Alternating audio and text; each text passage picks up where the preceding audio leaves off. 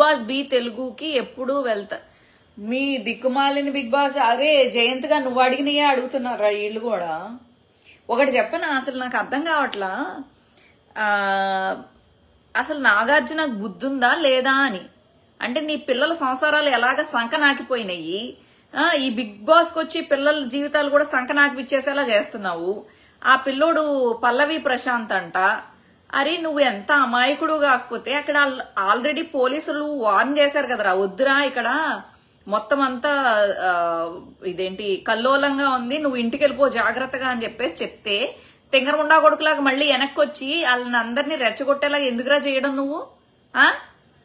నీకేమన్నా జనాలు ఏమన్నా కొత్త? అంత కరువాసిపోయి ఉన్నావా పబ్లిసిటీకి? ఆల్రెడీ బిగ్ బాస్ కి వెళ్ళి చక్కగా విన్ అయ్యావు, చక్కగా ఆడావు, చాలా పేషెన్స్ తో ఉన్నావు, మంచి పేరు తెచ్చుకున్నావు.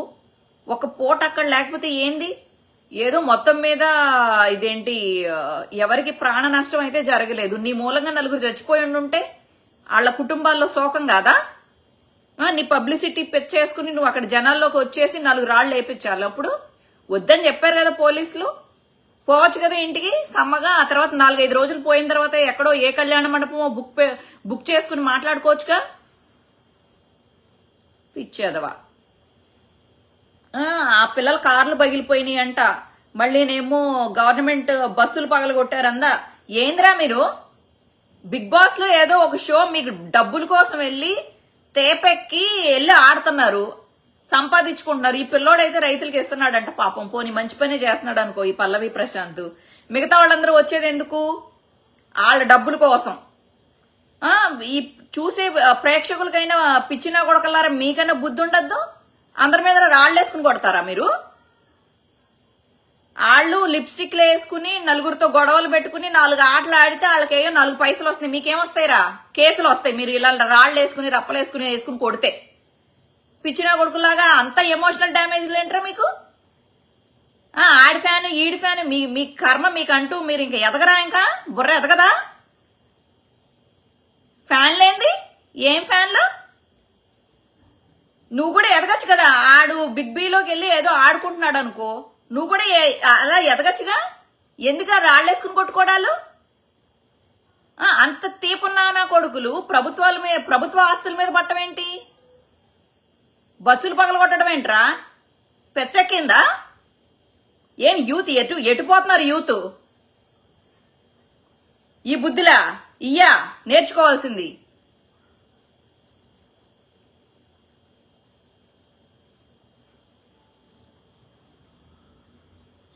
ఇదేంటి ఇంట్లో చెల్లెలు అక్క ఉంటే వాళ్ళని కాపాడుకోండి ఫస్ట్ మీరు.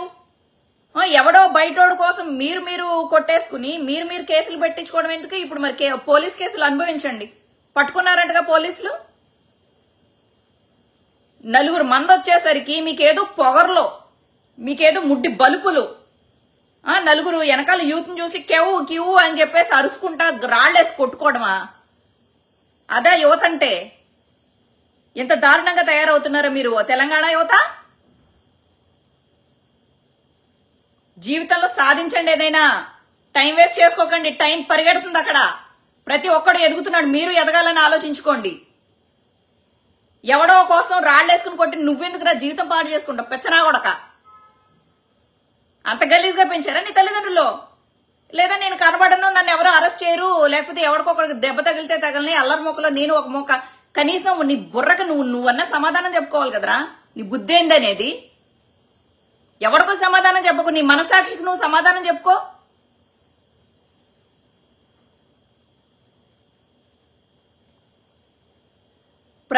కొంతమంది ఏమో చక్కగా ఇదేంటి నోటిఫికేషన్స్ రిలీజ్ అవుతున్నాయి అది ఇది అని చెప్పేసి కష్టపడి చదువుకునే వాళ్ళు ఒకళ్ళు, కలెక్టర్ అవ్వాలని ఒకళ్ళు, లేకపోతే తను చదువుకునే చదువులో ఒక మంచి ర్యాంక్ కొట్టాలని ఒకళ్ళు. అలా చదువుకుంటుంటే వాళ్ళని చూసి బుద్ధనే రాదా మీకు?